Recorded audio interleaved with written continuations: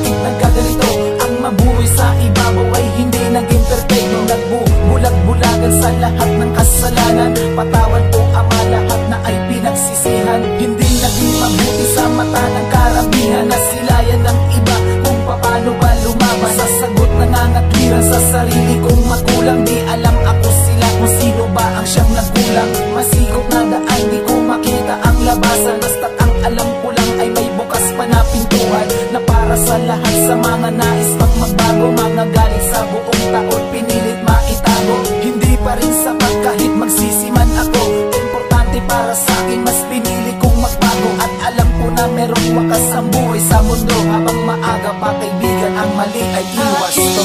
Ang matawad sa lahat.